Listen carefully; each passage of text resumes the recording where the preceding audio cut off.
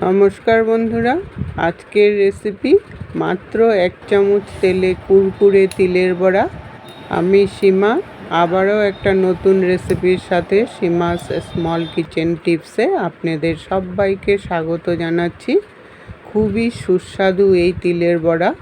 আপনারা তিল দিয়ে হয়তো অনেক কিছু রেসিপি বানিয়ে খেয়েছেন, কিন্তু মাত্র 2টি উপকরণে এত সুস্বাদু এবং ক্রিস্পি যে এত কম তেলে তিলের বড়া হয়, আপনারা না বানালে বিশ্বাসই করতে পারবেন না। আসুন তাহলে রেসিপিটা দেখে নিই আমি কিভাবে বড়াগুলো বানিয়েছি।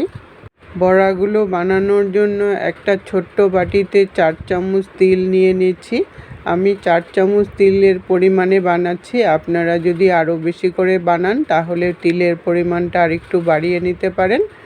আর এটা প্যাকেটের তিল, তাই ধোয়ারও কোনো প্রবলেম নেই। আপনারা যদি লুজ তিল দিয়ে বানান তাহলে ধুয়ে শুকিয়ে নিয়ে তারপর রেসিপিটা বানাতে হবে। 4 চামচ তিলের সাথে 2 চামচ আটা দিয়ে দিলাম। আমি আটা দিয়ে বড়াগুলো বানাবো। আর তিল যতটা দিবেন তার আধা আটা দিবেন, তাহলে বড়াগুলো কিন্তু খুব ক্রিস্পি হবে। স্বাদ অনুসারে নুন দিয়ে দিলাম, আর হাফ টিস্পুনেরও কম হলদি পাউডার দিয়ে দিলাম, কালারটা তাহলে সুন্দর হবে। এখন শুকনো উপকরণগুলো ভালো করে মিশিয়ে নিয়ে তারপর অল্প অল্প করে জল দেব আর ব্যাটারটা গুলাতে থাকবো। একবারে কিন্তু বেশি জল দিবেন না, তাহলে ব্যাটারের ঘনত্বটা বোঝা যাবে না। বেশি পাতলা হয়ে গেলে রেসিপিটা কিন্তু ভালো হবে না। তাই অল্প অল্প করে জল দিতে হবে আর ব্যাটারটাকে গুলাতে হবে। গুলিয়ে নিয়ে তারপর ব্যাটারের ঘনত্বটা এরকম হতে লাগবে, তাহলে রেসিপিটা কিন্তু একদম পারফেক্ট হবে। ব্যাটারটা বেশি পাতলাও হবে না, আবার বেশি ঘনও হবে না, চামচ থেকে পড়ে যাবে সেরকম একটা ঘনত্বের ব্যাটার রেডি করতে হবে। গুলিয়ে নিয়ে তারপর আমি একটা ফ্রাই প্যান বসালাম।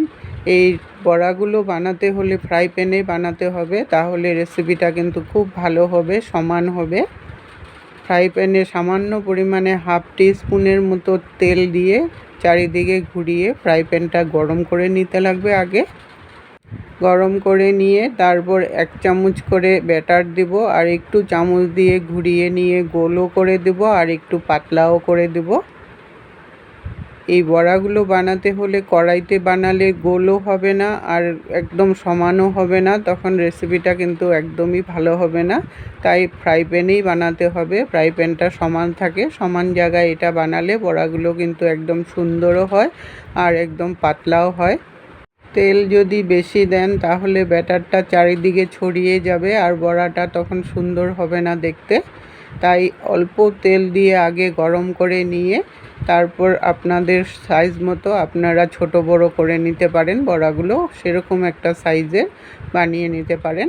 আমি ছোট ছোট করে বড়ার সাইজ যেমন হয় সেরকম করে দিয়ে নিলাম। আর এই বড়াগুলো ভাজতে হলে একদম লো ফ্লেমে ভাজবেন, তাহলেই ক্রিস্পি হবে।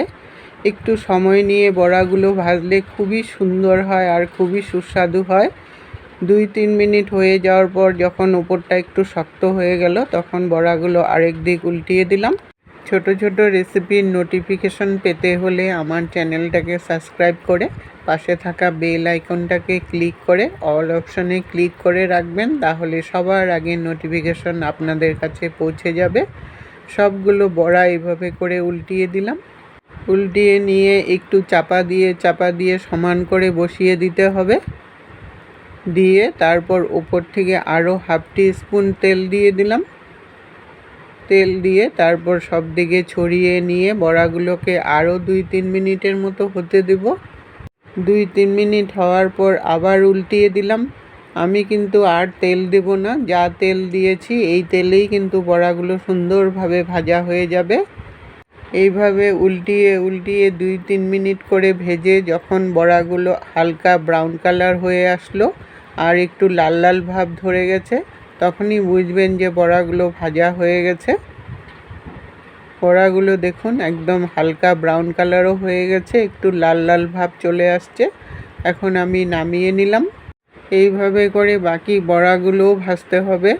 নেক্সট টাইম বড়া দেওয়ার সময় আমি কিন্তু আর তেল দিলাম না। ফ্রাই প্যানটা আগের থেকে একটু তেল তেল ছিল, তার জন্যই আর তেল দিলাম না।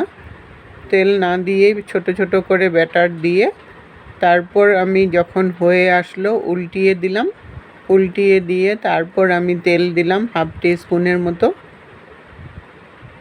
দিয়ে যখন লাল লাল হয়ে আসলো তখন আমি এগুলোকেও নামিয়ে নিলাম।